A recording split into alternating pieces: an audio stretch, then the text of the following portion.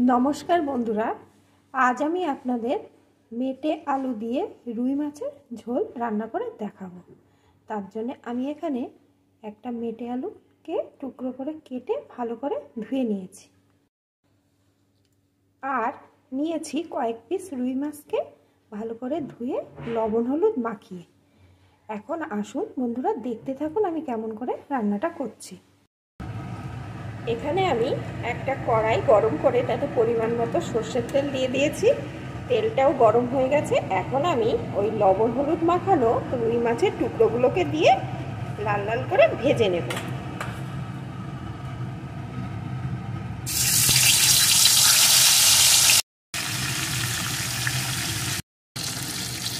মাছগুলো এপিট ওপিট করে লাল লাল করে ভেজে নেওয়া হয়ে গেছে। এখন আমি একটি পাত্রে নামিয়ে নেব।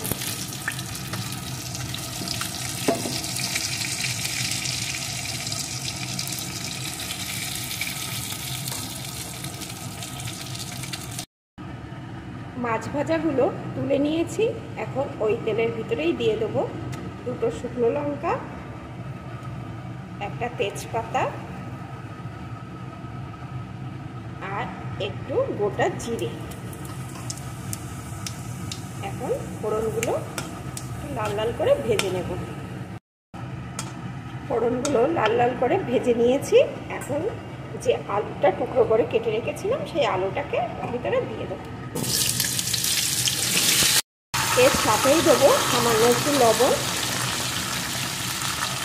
এখন আলুটা ভালো করে ভেজে নেব।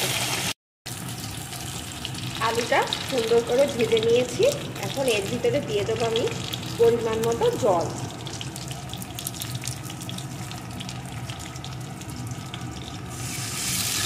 আমি কিন্তু একটু গরম করে জলটা দিচ্ছি, কারণ যে কোনো ওল কচু এই মেটে আলুর তরকারিতে একটু গরম জল দিলে ভালো হয়। সাথে দিয়ে দেবো কয়েকটা চেরা কাঁচা লঙ্কা,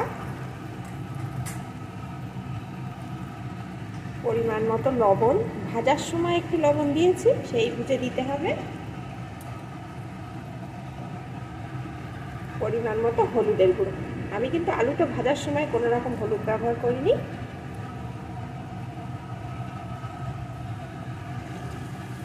এখন একটু ফুটতে দেব। ঝোলটা ভালো করে ফুটে উঠেছে। এখনই আমি ভাজা মাছগুলোকে দিয়ে দেব, কারণ এই আলু কিন্তু সিদ্ধ হতে একদমই সময় লাগে না।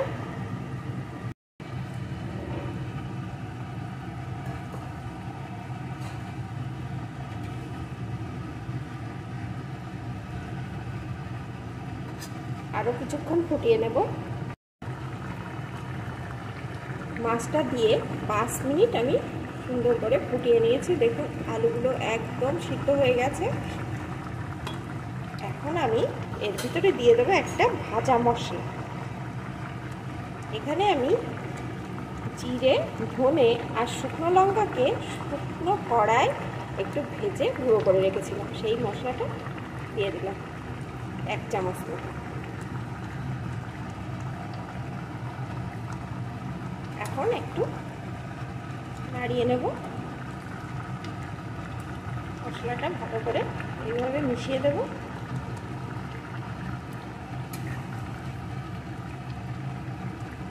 ব্যাস আমার তৈরি হয়ে গেছে মেটে আলু দিয়ে রুই মাছের তরকারি। বন্ধুরা আপনারা এইভাবে একবার তৈরি করে খেয়ে দেখবেন কতটা সুন্দর লাগে। অনেকে অবশ্য পেঁয়াজ রসুন দিয়েও এই রান্নাটা করে, কিন্তু আমার তার থেকেও এইভাবে রান্নাটা বেশি ভালো লাগে। আপনারা কিন্তু কমেন্ট করে জানাবেন আর আমার পাশে থাকবেন। আর ভিডিওটি দেখার আগে প্লিজ বন্ধুরা একটা লাইক দিয়ে দেখবেন। অসংখ্য ধন্যবাদ।